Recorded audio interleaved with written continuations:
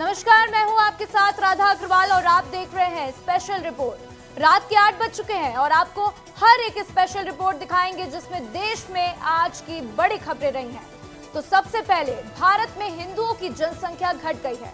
प्रधानमंत्री के आर्थिक सलाहकार परिषद ने अपनी ताजा रिपोर्ट में यह खुलासा किया है। रिपोर्ट में कहा गया है कि 65 सालों में जहां हिंदुओं की हिस्सेदारी में कमी आई है, तो वहीं अल्पसंख्यक खासकर मुसलमानों की आबादी बड़ी तेजी से बढ़ गई है। तो प्रधानमंत्री के आर्थिक सलाहकार परिषद के स्टडी पर आपको एक खास रिपोर्ट दिखाते हैं।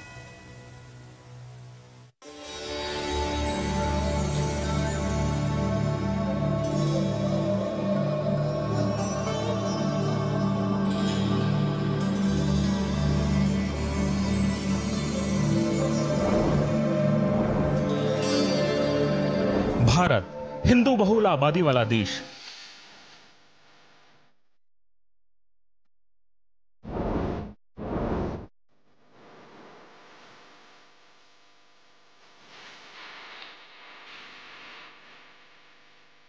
दुनिया में हिंदुओं की आबादी भारत में सबसे ज्यादा है, लेकिन एक आंकड़े चौंकाने वाले हैं। प्रधानमंत्री के आर्थिक सलाहकार परिषद की एक स्टडी जहां पाया गया कि भारत में हिंदुओं की आबादी में काफी कमी आई है, वो भी 7.8%।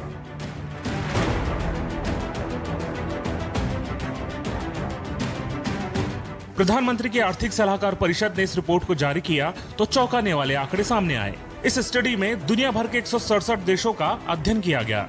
आपको बता दें, स्टडी के अनुसार 65 सालों में हिंदुओं की जनसंख्या हिस्सेदारी में काफी कमी आई है, जबकि अल्पसंख्यकों की जनसंख्या में काफी वृद्धि देखी गई है।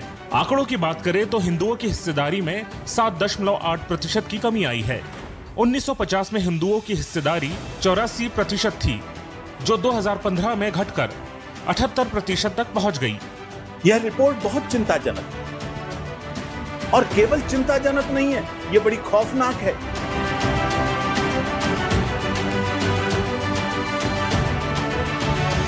हिंदुओं की आबादी घट रही है और मुस्लिम समाज की आबादी कितनी बढ़ गई है।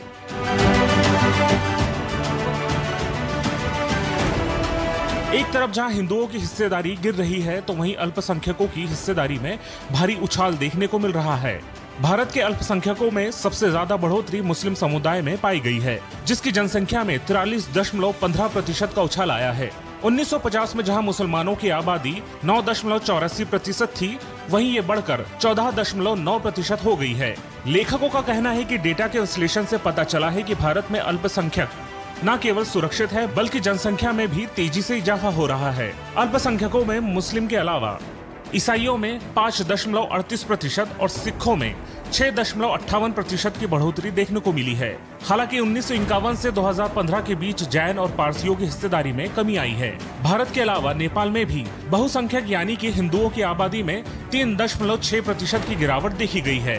भारत का पड़ोसी देश म्यांमार, जहां बहुसंख्यकों की आबादी में सबसे ज्यादा कमी देखी गई है। म्यांमार में बहुसंख्यकों की हिस्सेदारी 10% से कम हो गई है।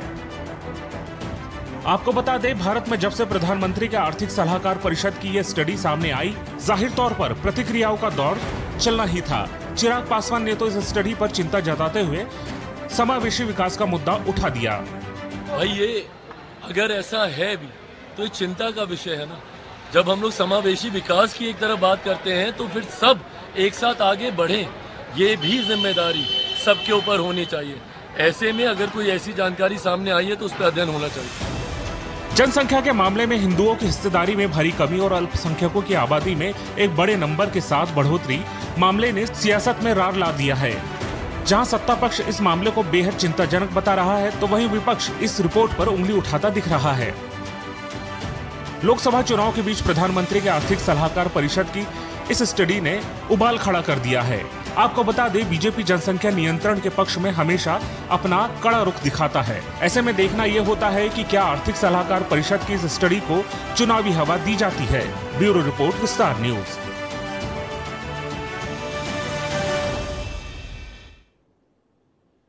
तो देश में इन दिनों चुनावी मौसम चल रहा है। विभिन्न राजनीतिक दलों के नेता विरोधियों के खिलाफ बयानबाजी कर एक दूसरे की पोल खोलने में लगे हैं। इसी बीच भाजपा की नेता नवनीत रवि राणा के 15 सेकंड वाले एक बयान पर विवाद बढ़ता जा रहा है। राणा के बयान पर एआईएमआईएम के अध्यक्ष असदुद्दीन ओवैसी भड़क गए। उन्होंने कहा कि पीएम मोदी उन्हें 15 सेकंड दे दीजिए, हम भी तो देखें कि वो क्या करेंगे। ये रिपोर्ट देखिए। हम 25 करोड़ है ना, तुम 100 करोड़ है ना, ठीक है, तुम तो हमारे से इतने ज्यादा है। 15 मिनट के लिए पुलिस को हटा लो, बता लेंगे किसमें हिम्मत है, कौन ताकत है।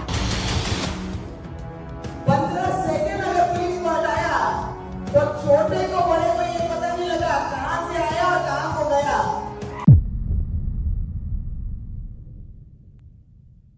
महाराष्ट्र के अमरावती से भाजपा सांसद नवनीत कौर राणा हैदराबाद से बीजेपी प्रत्याशी माधवी लता के समर्थन में प्रचार करने हैदराबाद पहुंची थी। वहां उन्होंने जनसभा संबोधित किया। सब कुछ ठीक चल रहा था, लेकिन नवनीत राणा ने ओवैसी बंधुओं के खिलाफ विवादित बयान दे बैठी। दरअसल नवनीत ने अकबरुद्दीन ओवैसी के 2013 के एक बयान का जिक्र किया, जिसमें जूनियर ओवैसी ने कहा था कि 15 मिनट के लिए पुलिस हटा दी जाए तो हम 25 करोड़ 100 करोड़ हिंदुओं को खत्म कर देंगे। बस मौका भी चुनावी था और जगह भी ओवैसी बंधुओं का गढ़ हैदराबाद था। नवनीत राणा ने मौका देखा और फिर सियासी हलकों में घमासान मचा दिया। छोटा भाई बड़ा भाई ना, छोटा और बड़ा। छोटा बोलता है कि पुलिस को 15 मिनट हटा दो तो हम दिखाएंगे बोले कि क्या कर सकते हैं। छोटे को मेरा कहना है तेरे को 15 मिनट लगेंगे छोटे, और हमको सिर्फ 15 सेकंड लगेंगे। 15 सेकंड पुलिस को हटाया, 15 सेकंड अगर पुलिस को हटाया तो छोटे को बड़े को ये पता नहीं लगा कहां से आया और कहां को गया। सिर्फ 15 सेकंड लगेंगे हम लोगों को किसी ना। नवनीत राणा का कांग्रेस और ओवैसी बंधुओं पर गुस्सा अभी थमा नहीं था। उन्होंने लोगों को चेतावनी देने की कोशिश की। कहा कि अगर कांग्रेस और एआईएमआईएम को वोट दिया तो ये वोट सीधा पाकिस्तान को जाएगा, क्योंकि राहुल गांधी और एआईएमआईएम के लिए जिस तरह से प्रेम पाकिस्तान दिखाता है वो जग जाहिर है। पाकिस्तान किसी भी कीमत पर मोदी को चुनाव हराना चाहता है और प्रधानमंत्री पद से हटाना चाहता है।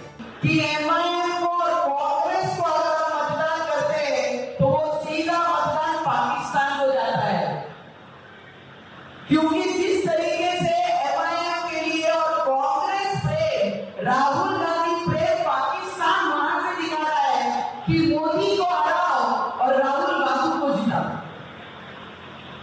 जैसे पहले पाकिस्तान के इशारों पे कांग्रेस सरकार रहने के बाद पाकिस्तान के इशारों पे देश चलाती थी कांग्रेस, आज वही पाकिस्तान फिर एक बार दिखा रही है कि उन्हें कांग्रेस से कितना प्यार और कांग्रेस के साथ बैठने वाला एमआईएम के साथ इतना प्यार है।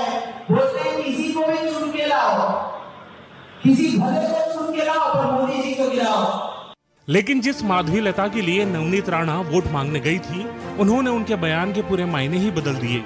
उन्होंने कहा कि 15 सेकंड का मतलब पुलिस हटाना नहीं, बल्कि 15 सेकंड लेकर वोट डालने का था, क्योंकि हम किसी को डराते नहीं। हम किसी को डराते नहीं है, धमकाते नहीं है।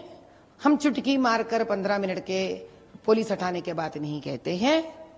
हम बस यही कहते हैं हम औरत हैं, हम स्त्री का रूप धारण किए हैं।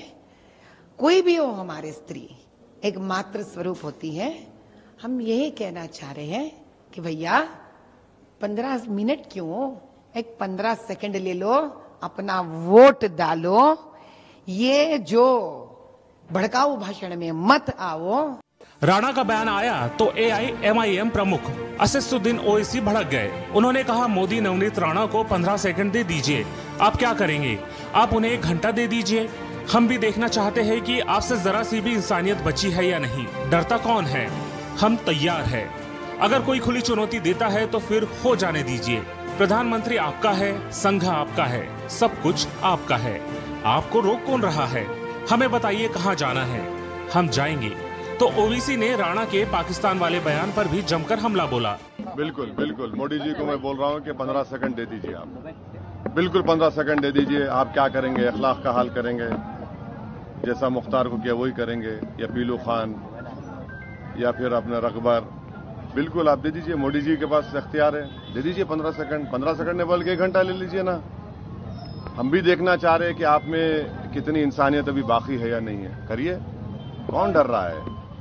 2014 में नरेंद्र मोदी अफगानिस्तान से अचानक नवाज शरीफ के घर में लाइट देखे उतर गए, बिन बुलाए मेहमान, बेगानी शादी में अब्दुल्ला दीवाना पहुंच गए। तो वो क्या था फिर? वो क्या था? इनको जितने मुसलमान नजर आते हैं भारत में 17 करोड़, इनको यही लगता है कि ये पाकिस्तानी है। ओवैसी की पार्टी के बड़े नेता वारिस पठान ने नवनीत राणा और बीजेपी को घेरा। पठान ने कहा कि जैसा बयान राणा ने दिया वैसा बयान अगर हमसे कोई दे देता तो अब तक आसमान टूट पड़ा होता। उन्होंने चुनाव आयोग से कार्रवाई करने की मांग की। साथ ही कहा कि बीजेपी जानती है कि वो हार रही है, इसलिए उनके पास ऐसी बयानबाजी के अलावा और कोई रास्ता नहीं बचा। यही नहीं, तेलंगाना के मुख्यमंत्री रेवंत रेड्डी ने भी इस मुद्दे पर बीजेपी को घेरा। कहा यहाँ के लोग समझदार है, बीजेपी को वोट नहीं मिल रहा, इसलिए हिंदू मुस्लिम की बात कर विवाद खड़ा करने की कोशिश कर रहे हैं। नहीं, क्या करेंगे आप? 15 मिनट नहीं, 10 मिनट नहीं, 15 सेकंड के लिए पुलिस को हटा दो। क्या करेंगे? 15 सेकंड के लिए पुलिस को हटा के सारे मुसलमानों को मार डालेंगे, कत्लेआम कर देंगे। क्या कर रहा है पुलिस प्रशासन? क्यों अब तक कोई कार्रवाई नहीं, कोई एक्शन नहीं? क्या कर रहा है इलेक्शन कमिश्नर? क्या ये बयान अलाउड है इलेक्शन के अंदर? हम चाहेंगे कि इलेक्शन कमिश्नर इस बात का संज्ञान ले, इस स्टेटमेंट का संज्ञान ले और इनके खिलाफ सख्त से सख्त कार्रवाई करे। बार बार इन लोगों से कहता हूं कि ऐसे भाषण छोड़ दो, ये ठीक नहीं रहेगा, ये देश के लिए भी अच्छा नहीं है। कि इस देश में जितने भी मुसलमान लोग हैं, इस देश के हैं, वो लोग आजादी के लिए बहुत सारे लोग लड़ चुके हैं। तो इसीलिए आप मुसलमान और हिंदू में विभाजन ले आकर चुनाव जीतने के लिए जो कोशिश कर रहे, इस बार कामयाबी नहीं होने वाले। बता दें कि हैदराबाद सीट पर 1984 से ओवैसी परिवार का कब्जा है। हैदराबाद में 13 मई को चौथे फेज में वोटिंग होगी। यहाँ से भाजपा ने माधवीलता को ओवैसी के खिलाफ उतारा है। भाजपा ने पहली बार हैदराबाद सीट से किसी महिला उम्मीदवार को टिकट दिया है। हैदराबाद लोकसभा सीट 1984 से ओवैसी परिवार के पास है। असदुद्दीन यहाँ से 4 बार से सांसद है। उन्होंने 2004, 2009, 2014 और 2019 लगातार जीत दर्ज की है। उनसे पहले उनके पिता सुल्तान सलाउद्दीन ओवैसी 1984 से लगातार यहाँ के सांसद रहे थे। हैदराबाद क्षेत्र में 7 विधानसभा सीटें हैं। AIMIM के पास गोशा महल को छोड़कर सभी 6 सीटों पर कब्जा है। पहली बार बीजेपी ने असदुद्दीन ओवैसी के खिलाफ तेजतर्रार हिंदुत्व नेता माधवीलता को उतारा है। बीजेपी को पूरा भरोसा है कि माधवीलता इस बार ओवैसी के गढ़ में सेंध लगाने में जरूर कामयाब होगी। इसलिए बीजेपी के नेता ओवैसी बंधुओं को निशाने पर ले रहे हैं। वैसे नवनीत राणा का ये कोई पहला बयान नहीं है जिस पर विवाद खड़ा हुआ हो। वो अक्सर ऐसे बयानों से चर्चा में रहती है। ब्यूरो रिपोर्ट, विस्तार न्यूज।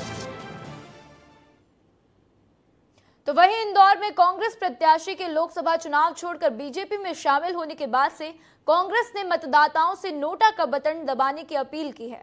तो इसको लेकर शहर में पहले ही पोस्टर वॉर छिड़ा हुआ है और अब इंदौर की जनता कह रही है कि अगर आपका सिक्का खोटा है तो हम क्यों दबाएं नोटा। ये रिपोर्ट देखिए।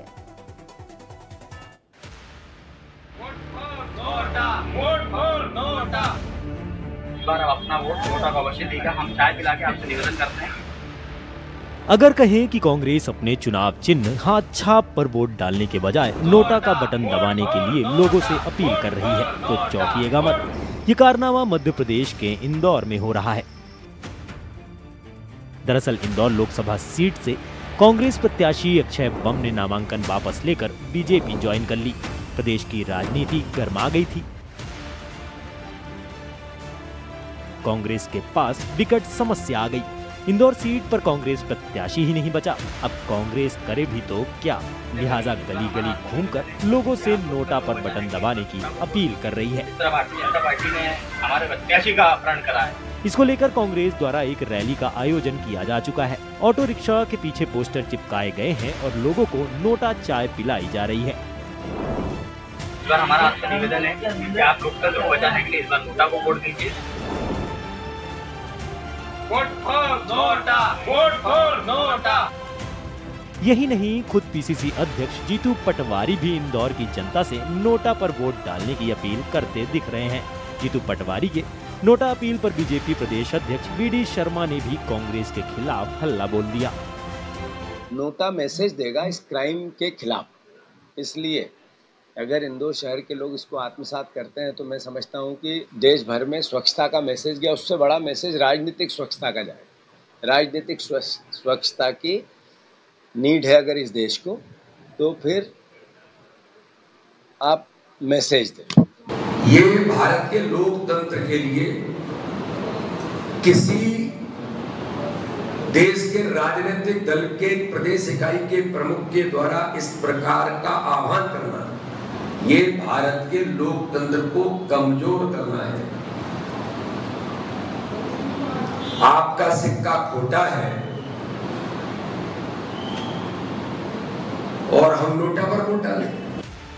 कांग्रेस के नोटा अपील का बीजेपी ने भी तोड़ निकाल लिया, जिसके बाद कार्यकर्ताओं ने नोटा अपील के पोस्टर्स फाड़कर राष्ट्र हित में मतदान करने की अपील वाले पोस्टर्स ऑटो रिक्शा के पीछे चिपकाने शुरू कर दिए।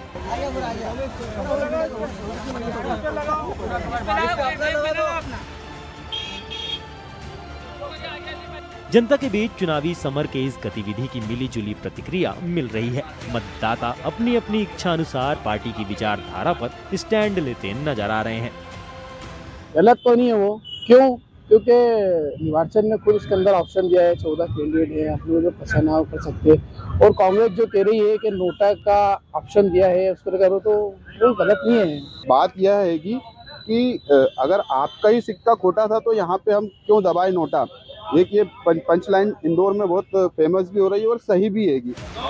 आपको बता दें, नोटा को लेकर कांग्रेस का ऐसा अनोखा प्रचार सुर्खियों में बना हुआ है। ऐसे में देखना दिलचस्प हो जाता है कि कांग्रेस के नोटा अभियान के बाद इंदौर के ईवीएम का चुनावी गणित क्या रहता है। ब्यूरो रिपोर्ट, विस्तार न्यूज।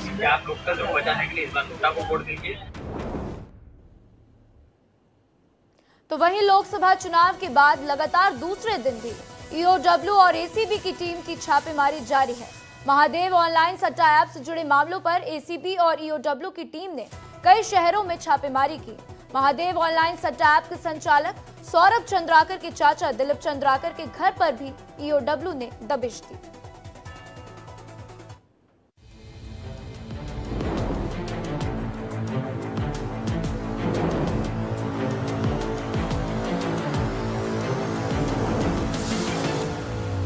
छत्तीसगढ़ में महादेव सट्टा ऐप को लेकर ईओडब्ल्यू की टीम ने राजधानी रायपुर समेत प्रदेश भर में छापेमारी की है। ईओडब्ल्यू का सबसे बड़ा एक्शन दुर्ग, रायपुर, भिलाई, बिलासपुर, कांकेर और राजनांदगांव में चल रहा है। ईओडब्ल्यू के अधिकारियों के साथ बड़ी संख्या में सुरक्षा बल भी मौजूद है। छापे की कार्रवाई में सबसे ज्यादा सराफा कारोबारी शामिल हैं। पिछले दिनों महादेव बेटिंग ऐप के आरोपियों को रिमांड में लेकर ईओडब्ल्यू के अधिकारियों ने पूछताछ की थी। इस दौरान पूछताछ में जो नाम सामने आए थे, आज उनके घरों और ठिकानों पर छापेमारी की गई। निलंबित एएसआई चंद्रभूषण वर्मा के यहाँ रेड। महादेव सट्टा ऐप के आरोपी चंद्रभूषण वर्मा के घर भी ईओडब्ल्यू की टीम पहुंची। चंद्रभूषण वर्मा न्यायिक रिमांड पर जेल में बंद है। आरोप है कि उन्होंने महादेव ऐप से जुड़े लोगों को बचाने के लिए प्रोटेक्शन मनी लेकर पुलिस अधिकारियों और राजनेताओं तक पहुंचाने का काम किया है। धर्मजयगढ़ में कारोबारी मकान सील। महादेव बेटिंग ऐप मामले में ईओडब्ल्यू की टीम धर्मजयगढ़ पहुंची, जहां उन्होंने कारोबारी अनिल अग्रवाल उर्फ पिंटू अग्रवाल के नीचेपारा स्थित आवास में छापेमारी की है। हालांकि उनका घर बंद पड़ा मिला, लिहाजा अधिकारियों ने मकान को सील कर दिया। लोगों ने बताया कि ये मकान काफी समय से बंद है और इसमें कोई नहीं रहता। महादेव सट्टा ऐप के मामले पर आज ईओडब्ल्यू के अधिकारियों ने राजधानी रायपुर के 2 जगह पर छापेमार कार्रवाई की। निलंबित एसआई चंद्रभूषण वर्मा के घर पर और उनके भाई के घर पर कार्रवाई लगातार चल रही है। आने वाले दिनों में कई ऐसे अधिकारी हैं, नेता है, जिनके नाम पर भी ईओडब्ल्यू खुलासा करने वाली है। दुर्ग में एसीबी ईओडब्ल्यू की टीम ने सराफा व्यापारियों के ठिकानों और घरों में रेड मारी है। सहेली ज्वेलर्स और अलंकार ज्वेलर्स के संचालक के घर और दुकान सुबह से ही पहुंचकर दस्तावेजों की जांच पड़ताल की जा रही, साथ ही पूछताछ भी की जा रही है। लोकसभा चुनाव खत्म होने के बाद छत्तीसगढ़ में आज तड़के ईओडब्ल्यू और एसीबी की टीम ने कई जगहों पर रेड की कार्रवाई की है। उनमें से एक नाम है दिलीप चंद्राकर। दिलीप चंद्राकर के घर भी एंटी करप्शन ब्यूरो की टीम पहुंची है और यहां पे घर के अंदर जांच कर रही है।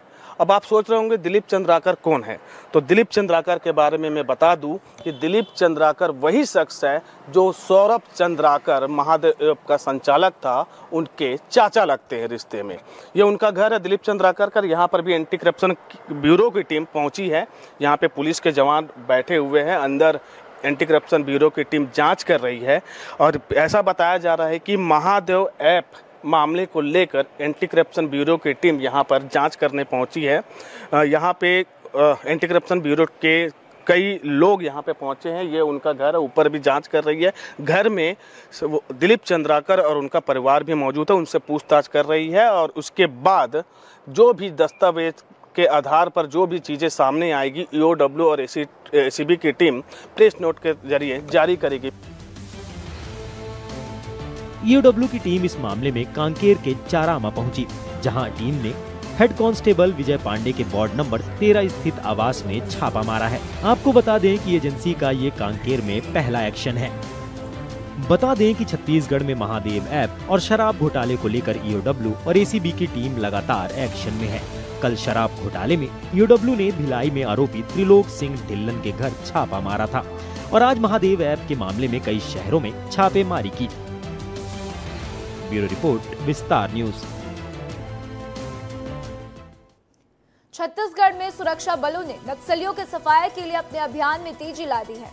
आज जहां सुकमा में सुरक्षा बलों ने इनामी नक्सलियों को गिरफ्तार किया, तो वहीं गरियाबंद उड़ीसा बॉर्डर पर समीप सुरक्षा बलों और नक्सलियों के बीच मुठभेड़ की खबर सामने आई। ये रिपोर्ट देखिए।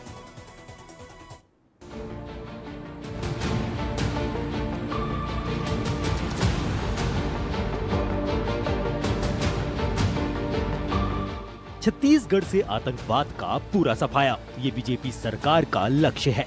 तभी तो गृह मंत्री अमित शाह लोकसभा चुनाव की चुनावी जनसभा में इस बात का जिक्र कई बार कर चुके हैं।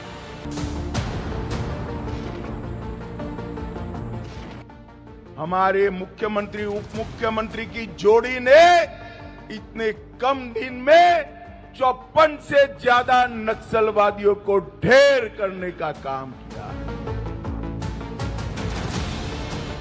मैं आपको विश्वास दिलाता हूं, मोदी जी को तीसरी टर्म दे दीजिए, 3 साल में नक्सलवाद को हम समाप्त कर देंगे, छत्तीसगढ़ से समाप्त। छत्तीसगढ़ को पूरी तरह नक्सलवाद से मुक्त करने के लिए सरकार और प्रशासन दोनों एक्शन मोड में है। नक्सलियों पर नकेल कसने के लिए सुरक्षा बल कैंप लगा रहे हैं, नक्सलियों पर इनामी घोषणा कर रहे हैं और तो और पूरी रणनीति के साथ नक्सलियों से मुठभेड़ भी कर रहे हैं, जहां सुरक्षा बलों को बड़ी सफलता भी हाथ लगती रही है।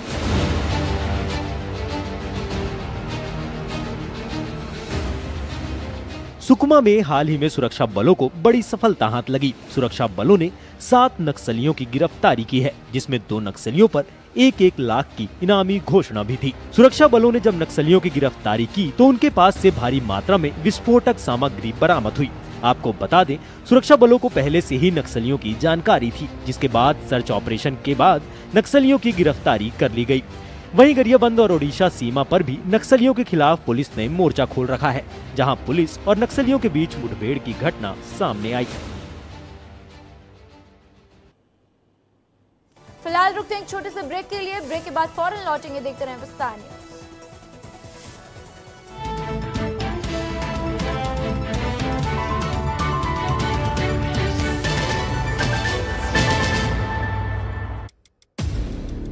सच का कोई शॉर्टकट नहीं होता, यहाँ हर बात होती है विस्तार से।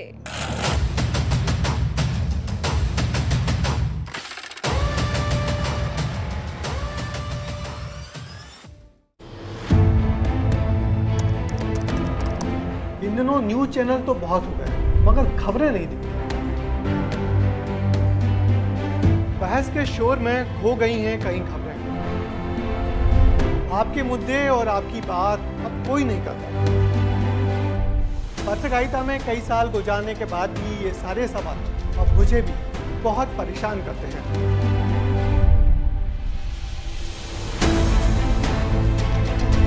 इसलिए हम लाए हैं आपके लिए द एडिटर शो, जिसमें आपके इन सारे सवालों के जवाब होंगे, सोमवार से शुक्रवार रात 9 बजे।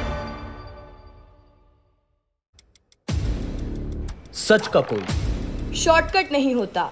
यहाँ हर बात होती है विस्तार से।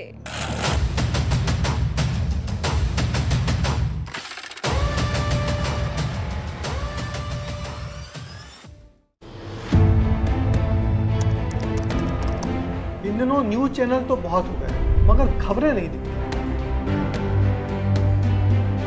बहस के शोर में खो गई हैं कई खबरें। आपके मुद्दे और आपकी बात अब कोई नहीं करता। पत्रकारिता में कई साल गुजारने के बाद भी ये सारे सवाल अब मुझे भी बहुत परेशान करते हैं।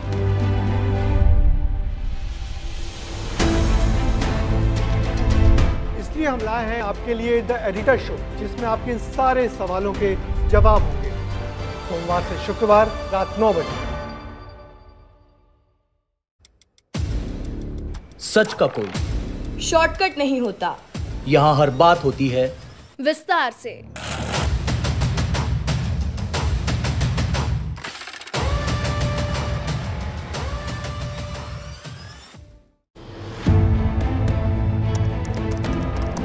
इन दिनों न्यूज चैनल तो बहुत हो गए मगर खबरें नहीं दिखती। बहस के शोर में खो गई हैं कई खबरें। आपके मुद्दे और आपकी बात अब कोई नहीं करता। पत्रकारिता में कई साल गुजारने के बाद भी ये सारे सवाल अब मुझे भी बहुत परेशान करते हैं।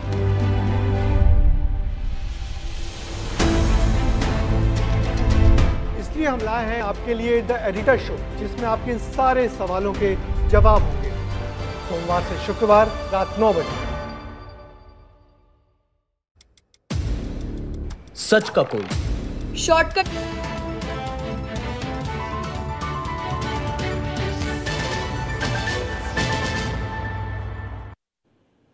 ब्रेक के बाद स्पेशल रिपोर्ट पे आपका एक बार फिर स्वागत है। तो छत्तीसगढ़ माध्यमिक शिक्षा बोर्ड ने 10वीं और 12वीं परीक्षा के नतीजे घोषित किए।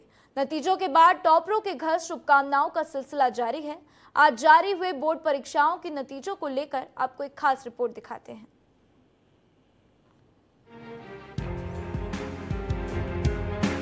छत्तीसगढ़ माध्यमिक शिक्षा बोर्ड ने 10वीं और 12वीं का रिजल्ट जारी कर दिया है, जिसमें एक बार फिर प्रदेश की बेटियों ने बाजी मार ली। 12वीं में टॉप 5 स्टूडेंट में 4 लड़कियां और 1 लड़का शामिल है। इधर बात करें 10वीं की, तो इस बार 10वीं बोर्ड की परीक्षा में 75% छात्र पास हुए हैं, जिसमें लड़कियां अव्वल रहीं। माध्यमिक शिक्षा मंडल की अध्यक्ष रेणु पिल्लई ने बोर्ड परीक्षा के परिणाम जारी किए, जिसमें 12वीं की बोर्ड परीक्षा में महासमुंद की महक अग्रवाल ने टॉप किया। महक को 500 अंकों में कुल 487 अंक मिले हैं। 12वीं में टॉप करने पर महक के घर बधाई देने वालों का तांता लगा हुआ है। बहुत मेहनत की थी, ऑब्वियस सी बात है। बिना मेहनत के तो कोई भी फर्स्ट नहीं आ सकता है। एग्जाम के दिन तो 4-4 बजे उठना पड़ता था वापस से रिवाइज करने के लिए। लेकिन हाँ, ये ध्यान में रखना चाहिए कि ना कभी भी अपने माइंड में प्रेशर नहीं रखना चाहिए कि शिट आज एग्जाम है, कैसे करेंगे। हमेशा अच्छे से लगन से पढ़ाई करनी चाहिए। वहीं जशपुर की रहने वाली आयुषी गुप्ता ने 12वीं में 3रा स्थान प्राप्त किया। आयुषी के इस प्रदर्शन से परिजनों में खुशी का माहौल है। अगर मैं अपनी स्टडी ड्यूरेशन की बात करूं तो मेरी जो स्टडी ड्यूरेशन रहती थी वो 6 से 7 घंटों की रहती थी। उसमें से इफेक्टिव स्टडी अगर बोला जाए तो 5 से 6 घंटे की रहती थी। ज़्यादा नर्वसनेस नहीं होना चाहिए, क्योंकि वो बहुत इफ़ेक्ट करता है अपनी स्टडी आवर में। और जो पास नहीं भी हुए, चाहे 1 मार्क्स से या 1% से चूक भी गए, तो आगे की फ्यूचर के लिए प्रिपरेशन अच्छे से करें। मुझे चार्टर्ड अकाउंटेंसी करना है, क्योंकि एज अ कॉमर्स स्टूडेंट मेरा शुरू से ही विज़न और एम क्लियर रहा है कि मुझे CA करना है। वहीं बालोद की रहने वाली हर्षवती साहू ने 12वीं बोर्ड परीक्षा में टॉप 10 में जगह बनाई। झलमला उच्चतर माध्यमिक विद्यालय में पढ़ने वाली हर्षवती साहू की कामयाबी से टीचर और परिजन बेहद खुश हैं। वहीं हर्षवती का कहना है कि वो आगे शिक्षा के क्षेत्र में काम करना चाहती है। अपने सभी टीचरों को इसका श्रेय देना चाहती हूँ, और उन्हीं की मेरे ऊपर इतना भरोसा था और उन्हीं की मेहनत के कारण आज मैं छत्तीसगढ़ 12th बोर्ड एग्ज़ाम में अपना 5वां स्थान बना पाई हूँ। Thank you so much my all teachers.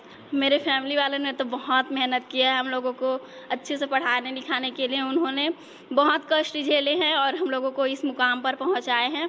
तो मैं अपने मम्मी पापा को थैंक यू बोलना चाहती हूँ। पखांजूर के मरोड़ा शासकीय हायर सेकेंडरी स्कूल में पढ़ने वाली कंकना घरामी ने 12वीं में 8वां रैंक हासिल किया है। कंकना ने अपनी कामयाबी का श्रेय परिजनों और शिक्षकों को दिया। ये जो सफर रहा कक्षा 12वीं का, निश्चित रूप से बहुत ऊंच और नीच से भरा हुआ रहा। इतनी ऊंचाइयों और इतने बुरी परिस्थितियों में मेरा गुजरा, मैं अभी भी सोचती हूँ तो मुझे सही में बहुत, मेरे रूह कांपते हैं कि मेरी बहुत बुरी परिस्थिति में यह साल गुजरा। लेकिन ये संभव हो पाया सबसे पहले मेरे शासकीय उच्चतर माध्यमिक विद्यालय मरोड़ा के जितने भी शिक्षक शिक्षिकाएं हैं, इतना फैमिलियर बिहेवियर रहा उनका, तो मुझे लगता है कि सबसे पहला श्रेय जो है निश्चित रूप से वही इसके हकदार है। और मेरे पेरेंट्स, मम्मी पापा, और इसमें बहुत खास योगदान रहा मेरे बड़े भैया का, जिनका आज जन्मदिन भी है, तो निश्चित रूप से और भी ज्यादा खुशी का माहौल है। इधर बात करें 10वीं की तो जशपुर की रहने वाली सिमरन संबा को 10वीं में पहला स्थान मिला। सिमरन के टॉप करने पर बड़ी संख्या में लोग उसके घर पहुंचे और सिमरन को बधाई दी। मैंने गवर्नमेंट स्कूल में 10th में एडमिशन लिया था। वहाँ की पढ़ाई जो बहुत ही अच्छी है, टीचर्स बहुत सपोर्टिव है। के समय में लोग कोचिंग पे बहुत ज़्यादा डिपेंडेंट है। क्या आपने कोचिंग कहीं से ली थी? नहीं, मैंने कोचिंग कहीं से नहीं की, ना ही मैंने फ़ोन में ऑनलाइन कोचिंग की। मैं सिर्फ सेल्फ स्टडी करती थी। कितने घंटे पढ़ती? उसको टाइम मिलता था सर ना, वो पढ़ाई ही करती थी। टाइम का कोई लिमिट नहीं था। कभी तो 7 घंटा, कभी 6 घंटा, ऐसा नहीं है कि बस टाइम से ही पढ़ी। जब वो टाइम मिला वो पढ़ाई करती थी। बहुत खुश है, वो अपना मेहनत से वो सब की है, ऐसा नहीं है। वहीं रायपुर की रहने वाली अंशिका ठाकुर ने 10वीं में दूसरा स्थान प्राप्त किया है, जिसके बाद उनके परिजनों में खुशी का माहौल देखने को मिल रहा। मुझे जब पता चला कि मैंने टॉप 10 में स्थान प्राप्त किया है, 4th रैंक, तो मुझे बहुत खुशी हुई। मेरे क्लास टीचर और दीदी ने मुझे बताया। घर में सब बहुत खुश थे। मुझे भी बहुत खुशी हुई थी क्योंकि मैंने मेहनत की थी टॉप 10 में स्थान प्राप्त करने के लिए और मुझे प्राप्त हुआ। जब मैं रोज़ सुबह 4 बजे से उठ के पढ़ती थी और तकरीबन 6 से 8 घंटे में डेली पढ़ती थी। डेली पढ़ना बहुत ज़रूरी होता है क्योंकि आप एक दिन भी नहीं पढ़ते तो आप पीछे हो जाते हो दूसरे से। मेरी पढ़ाई में मेरे टीचर्स और मेरी फैमिली का बहुत बड़ा योगदान रहा है। वहीं गरियाबंद के फिंगेश्वर में रहने वाली हुनीशा साहू को 10वीं में दूसरा स्थान मिला। हुनीशा साहू को 10वीं में 98.83% नंबर मिले। मैं प्रतिदिन 7 से 8 घंटे पढ़ाई करती थी। जो भी स्कूल में बोला जाता था उसका पूरा पालन करती थी और जैसा टीचर बोलते थे वैसा ही करती थी। और डेली सुबह 4 बजे उठती थी मैं और रात को 10-11 बजे तक पढ़ाई करती थी। टीचर स्कूल में जिस तरह से पढ़ाते हैं, जिस तरह गाइड करते हैं, उन्हीं की वजह से आज यहाँ पर हूँ। वहीं बेमेतरा की रहने वाली श्रेजल ध्रुव ने 10वीं के टॉप 10 में अपना स्थान बनाया। श्रेजल ध्रुव को 600 में 584 अंक मिले। श्रेजल का कहना है कि आगे चलकर वो प्रोफेसर बनना चाहती है। काफ़ी अच्छा पल है जब आप कुछ पाना चाहो, आपको जब मिल जाता है तो उस तरीके का कि हार्ड वर्क बस करते रहो, फल को मत देखो, बस मेहनत करते रहो, आपका फल आपको मिल जाएगा। बस जो लेके आगे पढ़ना है, अच्छे से काम, फिर प्रोफेसर वाला जो एग्जाम होता है वो क्लियर करके वो जॉब करना है प्रोफेसर वाला। इधर मनेंद्रगढ़ की रहने वाली शिप्रा तिवारी ने 10वीं की मेरिट लिस्ट में अपनी जगह बनाई। शिप्रा तिवारी का कहना है कि वो भविष्य में IAS अफसर बनना चाहती है। नहीं था, लेकिन हाँ हार्ड वर्क किया है, पढ़ाई की है, रैंक आया, अच्छा लगा।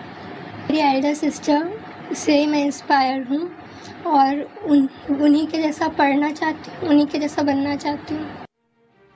वहीं मुंगेली के रहने वाले योगेश साहू ने 10वीं में टॉप 8 में अपनी जगह बनाई है। दुर्गेश साहू को 600 अंकों में से 585 अंक मिले हैं। योगेश के माता पिता दोनों ही सरकारी स्कूल में शिक्षक हैं। परिणाम घोषित होने के बाद से योगेश को बधाई देने वालों का तांता लगा हुआ है। एग्ज़ाम कर लेकर तैयारी रही सर। साथ में मेरे मम्मी पापा थे, उनका स्ट्रगल था और मेरा भी स्ट्रगल था। और मेरे जो टीचर्स हैं, मेरे जितने भी मेरे स्कूल है, सब ने मेरे को अच्छे सपोर्ट किया, जिसके कारण आज मैं इतना कुछ कर पाया हूँ। और सर पढ़ाई तो सर मैं अपने स्कूल तो जाता ही था। स्कूल के साथ में स्कूल के आने के बाद मैं रोज़ 6 से 7 घंटे रोज़ पढ़ाई करता था सर। तो बचपन में जो गरीबी जो झेला हूँ, और मेरे पिताजी सर एक मजदूर हुआ करते थे और हमको जैसा भी है सर सरकारी स्कूल में पढ़ाया, जैसा भी है उस टाइम के हिसाब से भी वो लोग, मेरे माता पिता लोग बहुत मेहनत किए और जैसे तैसे हमको सरकारी स्कूल में पढ़ाए। तो कोई भी माता पिता ये नहीं चाहता सर कि मेरे बच्चे जो है मेरे से नीचे रहे या उनको तकलीफ मिले। तो मैं इनको सारी चीज़ें जो है सर, एक छोटी छोटी जो घटनाएं होती है आसपास में, परिवार में, समाज में, देश राष्ट्र में, हर जो घटना होती है सर, उनका विश्लेषण हम लोग अपने परिवार में बैठ के एक साथ करते हैं। जांजगीर चांपा के अकलतरा की रहने वाली 10वीं की छात्रा जागृति प्रजापति ने 97.17% अंकों के साथ मेरिट में 10वां स्थान हासिल किया है। इस मौके पर जागृति के परिजन काफी खुश नजर आ रहे हैं। जागृति की मां का कहना है कि जागृति ने कड़ी मेहनत से इस मुकाम को हासिल किया है। बहुत अच्छा लग रहा है और बहुत ही ज़्यादा खुशी हो रही है। मेरे मम्मी पापा और मेरे टीचर्स सर सब ने बहुत ज़्यादा मेहनत की थी पढ़ाने में। हमारे टीचर्स भी बहुत अच्छे हैं जिन्होंने हमें पढ़ाने के लिए बहुत ज़्यादा फोर्स किया था, मतलब कि अच्छे से बताया था उन्होंने हर चीज़ को, और मेरे पेरेंट्स ने भी बहुत सपोर्ट किया। अभी अपनी मेहनत पे जैसे भी है ये मुकाम हासिल की है। अगर आज इसके पापा होते तो बहुत खुश होते वो। छत्तीसगढ़ में जहां एक और छात्राओं ने बोर्ड एग्जाम में बाजी मारी, तो वहीं सरकारी स्कूल के छात्र बोर्ड परीक्षा में टॉप पर रहे। 10वीं और 12वीं के इस साल का रिजल्ट पिछले 3 सालों के मुकाबले सबसे बेहतर रहा, जिसको लेकर छात्रों के साथ अध्यापकों में भी खुशी का माहौल देखने को मिला। ब्यूरो रिपोर्ट, विस्तार न्यूज। तो ये रहा आज जारी हुए बोर्ड परीक्षाओं का परिणाम और परीक्षा में सफल छात्रों की प्रतिक्रिया, जिसे हमने विस्तार से दिखाई। और अगली खबर भी छत्तीसगढ़ के बोर्ड परीक्षाओं से ही जुड़ी हुई है, क्योंकि अवनीश शरण 2009 बैच के आईएएस ऑफिसर जब आज छत्तीसगढ़ बोर्ड के 10वीं और 12वीं के नतीजे आने वाले थे, तो उससे पहले अवनीश का एक पोस्ट सोशल मीडिया पर वायरल होने लगा। पोस्ट था उन छात्रों को लेकर जो परीक्षा परिणामों के बाद परेशान रहते हैं और आनंद फानंद में कोई गलत कदम उठा लेते हैं। अवनीश शरण के पोस्ट पर आधारित दिखाते हैं आपको एक खास रिपोर्ट।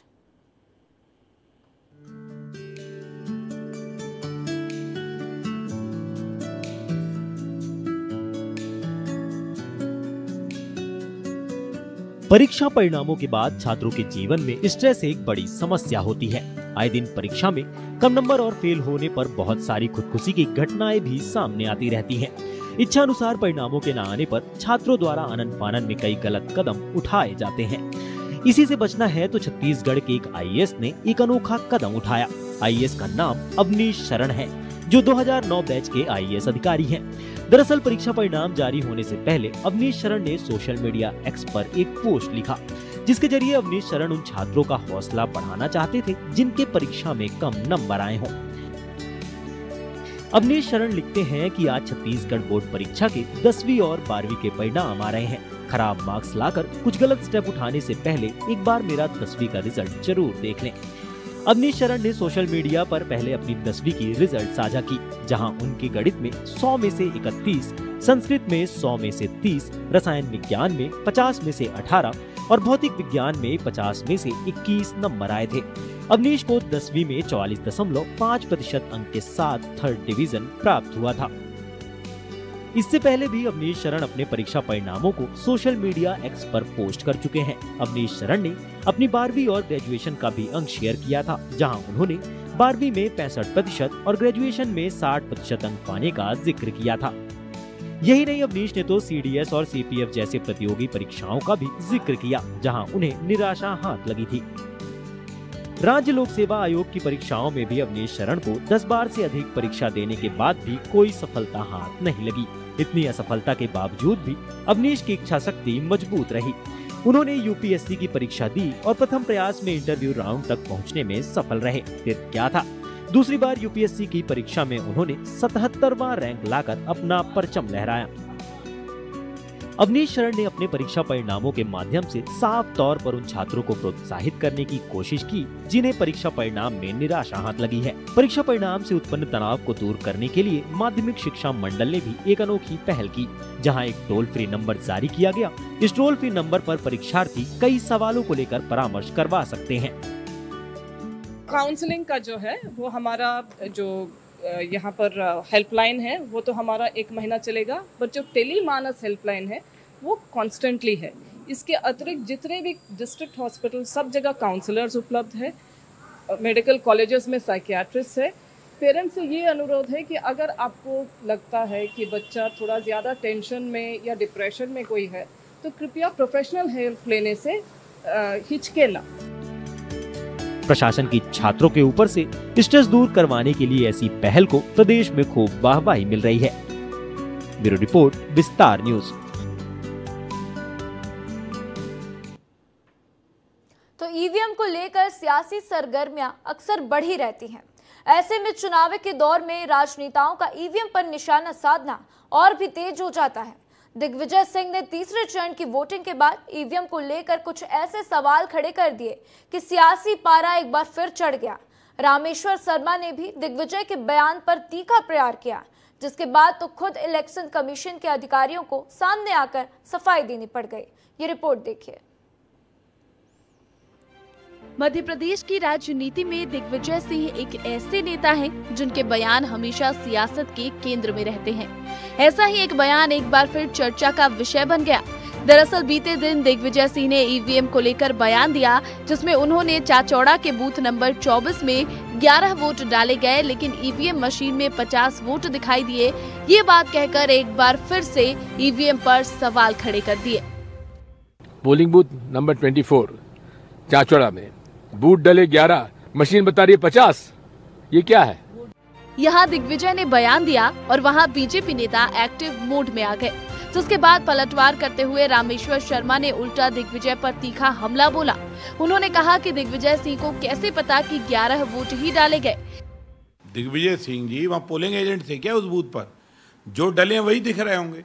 दिग्विजय सिंह की मानसिकता तो हर हमेशा इस बात पर हो गई, भारतीय लोकतंत्र को किसी भी तरह अपमानित करना, लोकतंत्र का उपहास उड़ाना।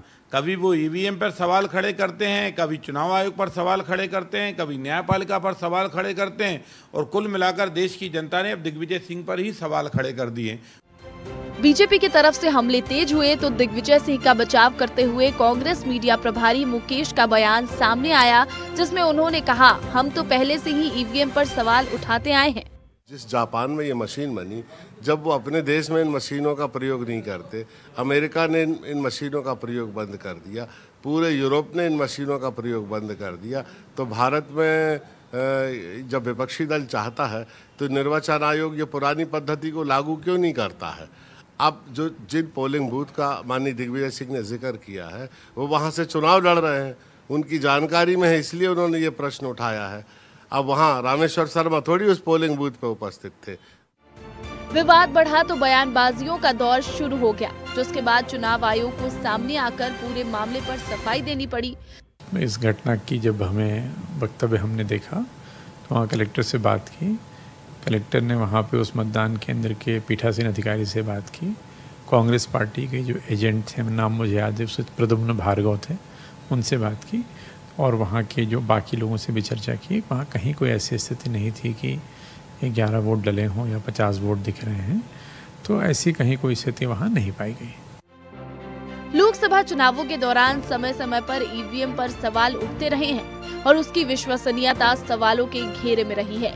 ऐसे में दिग्विजय के आरोप पर रामेश्वर शर्मा के पलटवार के बाद सियासत तेज होती दिख रही थी, पर चुनाव आयोग के सामने आने के बाद फिलहाल तो इन आरोपों पर विराम लग गया है। तो भारत के 132 नागरिक आज देश के सर्वोच्च नागरिक सम्मान पद्म पुरस्कार से सम्मानित किए गए।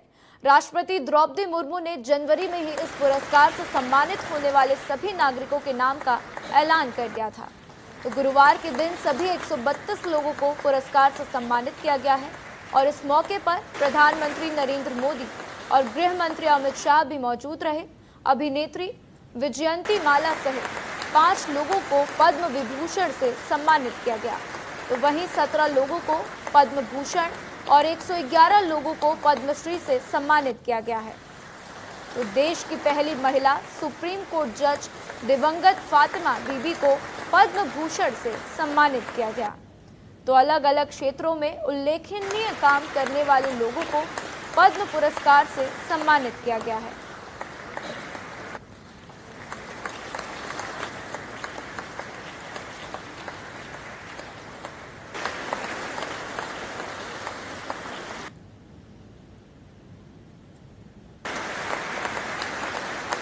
तो आपको बता दें कि पद्म विभूषण पाने वालों में वैजयंती माला बाली को कला के लिए, कोनिडेला चिरंजीवी को कला के क्षेत्र में, पूर्व उपराष्ट्रपति एम वेंकैया नायडू को सार्वजनिक मामले के क्षेत्र में और पद्म सुब्रमण्यम को कला के क्षेत्र में पुरस्कार दिया गया है। तो वहीं पद्म भूषण पाने वालों में आपको बता दें कि मिथुन चक्रवर्ती को कला, सीताराम जिंदल को व्यापार एवं उद्योग, राम नाइक को सार्वजनिक मामले, प्यारे लाल शर्मा को कला के लिए पद्म भूषण से नवाजा गया।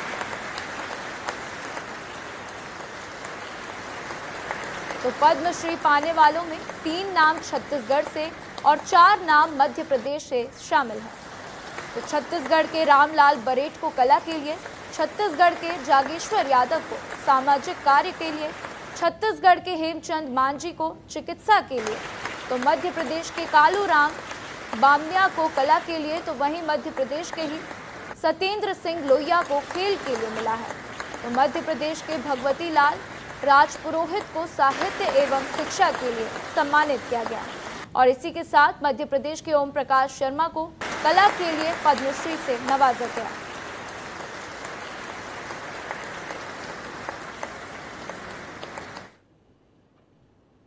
तो चलिए अब रुक करते हैं अन्य खबरों का फटाफट अंदाज में।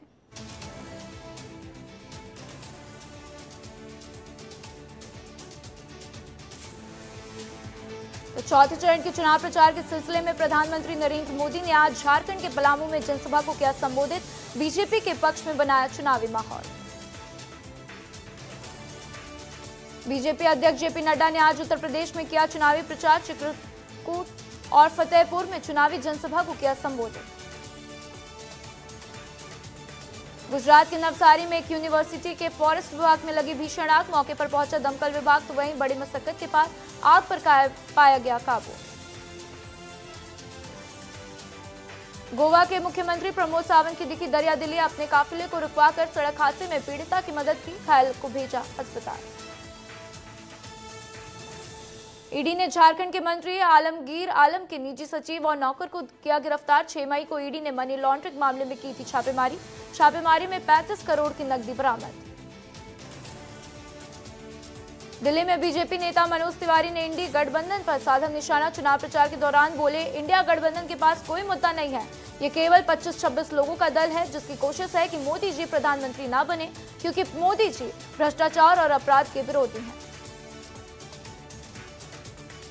13 मई को सिसोदिया की जमानत याचिका पर होगी सुनवाई। दिल्ली हाई कोर्ट ने ईडी सीबीआई से को जवाब देने के लिए और 4 दिन का दिया समय। आज से शुरू हुई हज यात्रा। दिल्ली के इंदिरा गांधी हवाई अड्डे से आज हज यात्रियों का पहला जत्था हुआ रवाना, तो यात्रा में 285 लोगों ने भरी उड़ान।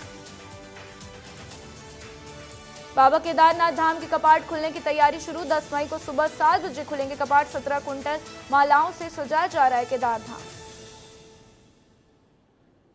महादेव सटायप में एसीबी ने की बड़ी कार्रवाई। टीम ने हवलदार विजय पांडे के घर को किया सील। एसीबी की टीम सुबह ही पहुंची थी हवलदार विजय पांडे के घर, लेकिन विजय के घर पर लगा हुआ था ताला, जिसके चलते एसीबी की टीम ने घर को किया सील।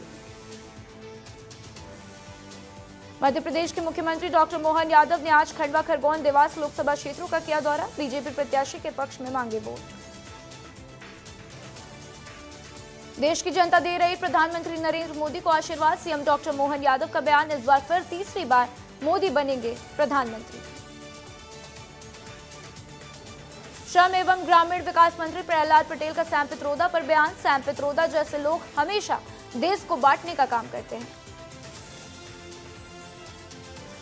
हाई स्कूल में 75.61% छात्र पास। छत्तीसगढ़ बोर्ड में बेटियों ने मारी बाजी, तो 10वीं में जशपुर के सिमरन ने किया टॉप और होनीशा रही सेकेंड टॉपर। इसके साथ ही श्रेयांश को मिला तीसरा स्थान। 12वीं कक्षा में महक अग्रवाल ने किया टॉप और कोपल को मिला दूसरा स्थान। खनिज विकास निगम के पूर्व उपाध्यक्ष और बीजेपी के पूर्व प्रदेश मीडिया प्रभारी गोविंद मालू का आकस्मिक निधन। आज हुआ अंतिम संस्कार। उनके निधन पर पार्टी नेताओं ने भी शोक किया व्यक्त। पूर्व मुख्यमंत्री भूपेश बघेल पहुंचे उत्तर प्रदेश। रायबरेली लोकसभा सीट के लिए बनाया गया बघेल को पर्यवेक्षक। रायबरेली से है राहुल गांधी सांसद प्रत्याशी। बुरहानपुर में प्रदेश प्रवक्ता अर्चना चिटनिस का बड़ा बयान। भारत को पाकिस्तान नहीं बनाना है भाइयों, मोदी जी का साथ देना है और कमल के फूल का बटन दबाना है। तो अर्चना चिटनिस से भारत और पाकिस्तान ने भी समझाया अंतर।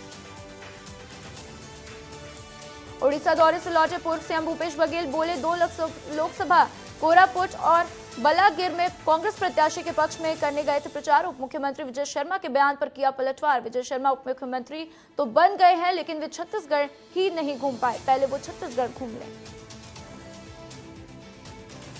लोकसभा चुनाव प्रचार में कार्यकर्ताओं की बैठक लेने खंडवा पहुंचे बीजेपी प्रदेश अध्यक्ष विष्णुदत्त शर्मा। कार्यकर्ताओं सम्मेलन से पहले खंडवा में धूनी वाले बाबा के मंदिर में जाकर माथा टेका, देश प्रदेश की खुशहाली की कामना की। छिंदवाड़ा में वन विभाग ने छापा मारकर चर्च कंपाउंडर स्थित बॉयज हॉस्टल से 8 सागौन की बल्लियां की जब्त। छतरपुर के जिला अस्पताल में महिला का हंगामा करते महिला का वीडियो आया सामने। महिला पुलिसकर्मी ने महिला पर चलाई लाठी, महिला ने ड्यूटी डॉक्टर के साथ की अभद्रता। रामाकोना के शराब दुकान में उपद्रवी युवकों का तांडव, शराब खरीदते समय पैसे के लेन देन को लेकर हुआ विवाद, बारात में आए थे उपद्रवी युवक। कवर्धा में नक्सलियों से निपटने और आपराधिक मामलों को कम करने के लिए प्रशासन अलर्ट, गांवों में बनाए जा रहे हैं 4 नए कैंप, गृह मंत्री विजय शर्मा ने दी जानकारी। छतरपुर में खनिज राजस्व सहित पुलिस की टीम ने मारा छापा, अलग अलग जगहों पर अवैध रेत उत्खनन करते समय 2 लिफ्टर मशीनों की गई जब्त। थाना प्रभारी के संरक्षण में हो रहा था अवैध रेत उत्खनन। सिंगरौली में रेत चोरी की घटना, सीसीटीवी कैमरे में हुई कैद। देर रात खनन माफिया करते अंधाधुंध रेत की चोरी, कई महीनों से चल रहा था रेत चोरी का ये खेल। 13 मई को इंदौर में होने वाले लोकसभा चुनाव के लिए हर मतदान केंद्र पर सीसीटीवी कैमरे लगाए जाने की कांग्रेस ने की मांग। कांग्रेस नेताओं ने कलेक्टर आशीष सिंह को ज्ञापन सौंपकर मांग की। छत्तीसगढ़ में नक्सलियों के खिलाफ लगातार कार्रवाई जारी। सुकमा जिले में नक्सलियों के खिलाफ जवानों को मिली बड़ी सफलता। पुलिस ने 1-1 लाख के 2 इनामी समेत 7 नक्सलियों को किया गिरफ्तार। ग्वालियर में आपसी मतभेद में पड़ोसियों के बीच लड़ाई, महिलाओं पर बैट से हमला, 2 पक्षों का विवाद सीसीटीवी में कैद। शहडोल में नाबालिग गैंग रेप मामले में 5 आरोपी पकड़े गए। ट्यूशन पढ़ने निकली नाबालिग के साथ जंगल में किया गया था सामूहिक दुष्कर्म। पुलिस ने सभी आरोपियों को न्यायिक हिरासत में भेजा। बुरहानपुर में एक बार फिर निगम महापौर के बाद निकले झूठे, तो वहीं बुरहानपुर शहर के 4 वार्डों का पानी निकला दूषित। इंदौर प्रयोगशाला में भेजे थे जांच के सैंपल। नागझीरी, खैराती बाजार, जय स्तंभ और बेरी मैदान वार्डों का पानी दूषित निकला। ग्वालियर में चलती लग्जरी कार में लगी भीषण आग, अज्ञात कारणों के चलते लगी आग तो कार बनी आग का गोला। चालक ने चलती गाड़ी से कूदकर बचाई अपनी जान। धार में पुरानी रंजिश को लेकर 2 पक्षों में विवाद, जमकर चले चाकू, तो एक ही परिवार के 5 लोग घायल। पुरानी जमीनी विवाद को लेकर हुआ था विवाद। जबलपुर में पैसा एक्ट के उल्लंघन को लेकर हाईकोर्ट में दायर की गई याचिका पर हुई सुनवाई। सरकार ने नियमों का उल्लंघन कर वंशिका कंस्ट्रक्शन को अधिसूचित और प्रतिबंधित क्षेत्रों में खनन को दे दिया था ठेका। नक्सलियों ने एक ग्रामीण पर किया जानलेवा हमला। नक्सलियों ने ग्रामीण के सिर पर कुल्हाड़ी से किया वार, घायल को अस्पताल में किया गया भर्ती।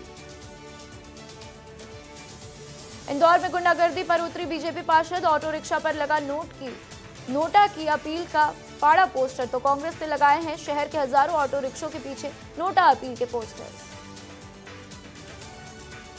ग्वालियर में मतदान की गोपनीयता हुई भंग, वोट डालने गए लोगों ने वोटिंग के दौरान बनाई ईवीएम मशीन का वीडियो, तो ईवीएम मशीन का बटन दबाते हुए वोटिंग का वीडियो किया सोशल मीडिया पर वायरल।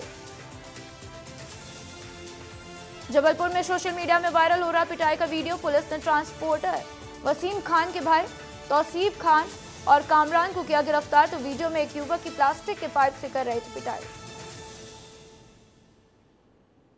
सीधी में पिकअप अनियंत्रित होकर पलटी, दर्जन भर मजदूर गंभीर रूप से घायल। एक महिला मजदूर की घटनास्थल पर मौके पर मौत, तो घायलों का अस्पताल में इलाज जारी। जांजगीर चांपा में नहीं थम रहा तेज रफ्तार के कहर, कार ने 12 साल की नाबालिग को कुचला, शादी में शामिल होने जा रही थी बच्ची। राजनांदगांव में डोंगरगढ़ में नगरपालिका ने गरीबों को घर से किया बाहर। अधिग्रहण मामले को लेकर हुई कार्रवाई, तो लोग प्रशासन से लगा रहे न्याय की गुहार। जांजगीर चांपा जिले के नवापारा गांव के पति पत्नी और उनके बच्चे की मौत। निर्माणाधीन मकान के गिरने से हुआ हादसा, तो आपको बता दें 7 लोगों की मौके पर मौत। वहीं मरने वालों में उड़ीसा के 4 लोग भी शामिल हैं। हादसे पर सीएम विष्णुदेव साय ने जताया दुख। नरसिंहपुर में एक्सपायरी डेट की कोल्ड ड्रिंक बेचने वाले व्यापारियों पर खाद्य विभाग ने कसा शिकंजा। पुलिस ने नई और कई दुकानों पर भी छापेमारी की। बोर्ड परीक्षा में कम नंबर लाने या फेल होने वाले छात्रों का हौसला बढ़ाने के लिए आईएएस अफसर अवनीश शरण की पहल। बोर्ड में खुद कम मार्क्स आने और 10 से अधिक बार सिविल सर्विसेज की परीक्षा में फेल होने की जानकारी दी। महादेव सटायप मामले में ईओडब्ल्यू का सबसे बड़ा एक्शन। ईओडब्ल्यू की टीम सुबह से मार रही अलग अलग ठिकानों पर छापा। प्रदेश भर में रायपुर, दुर्ग, भिलाई, बिलासपुर, कांकेर, राजनांदगांव सभी जगहों पर चल रही एक साथ छापे की कार्रवाई। महादेव ऐप सट्टा मामले में रायगढ़ के एसीबी और ईओडब्ल्यू की बड़ी कार्रवाई। महादेव सटायप मामले के मास्टरमाइंड माने जाने वाले अनिल अग्रवाल उर्फ पिंटू के घर को किया गया सील। सालों से बंद है अनिल अग्रवाल का मकान। अनिल अग्रवाल की तलाश कर रही पुलिस।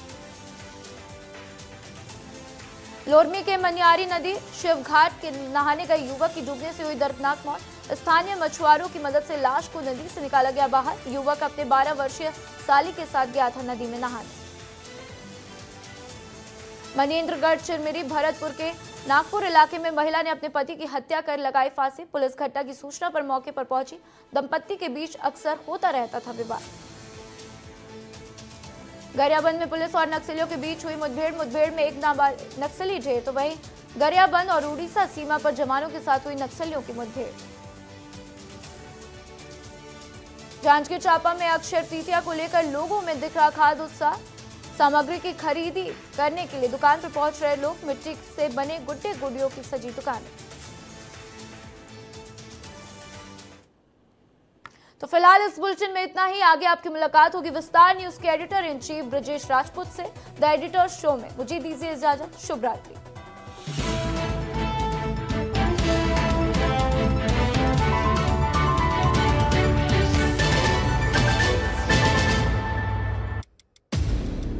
सच का कोई शॉर्टकट नहीं होता। यहाँ हर बात होती है विस्तार से।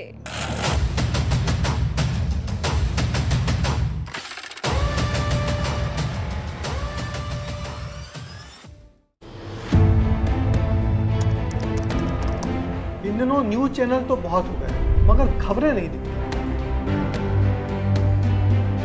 बहस के शोर में खो गई हैं कई खबरें। आपके मुद्दे और आपकी बात अब कोई नहीं करता। पत्रकारिता में कई साल गुजारने के बाद भी ये सारे सवाल अब मुझे भी बहुत परेशान करते हैं।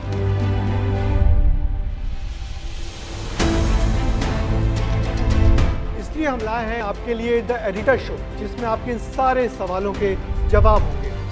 सोमवार से शुक्रवार रात 9 बजे।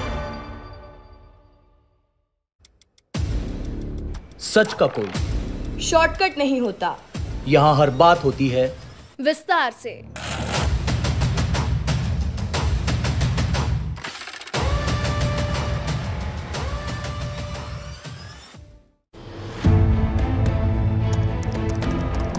इन दिनों न्यूज चैनल तो बहुत हो गए मगर खबरें नहीं दिखती। बहस के शोर में खो गई हैं कई खबरें। आपके मुद्दे और आपकी बात अब कोई नहीं करता। पत्रकारिता में कई साल गुजारने के बाद भी ये सारे सवाल अब मुझे भी बहुत परेशान करते हैं।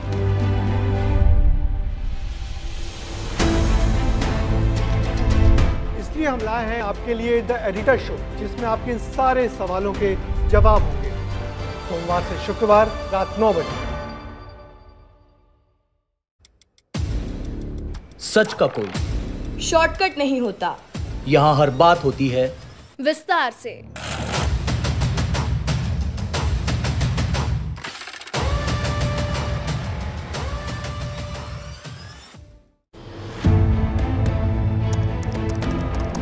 इन दिनों न्यूज चैनल तो बहुत हो गए मगर खबरें नहीं दिखती।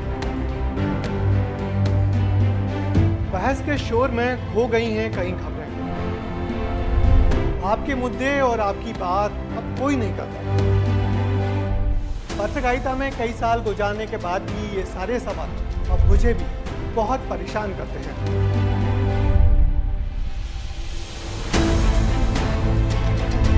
इसलिए हम लाए हैं आपके लिए द एडिटर शो, जिसमें आपके इन सारे सवालों के जवाब होंगे।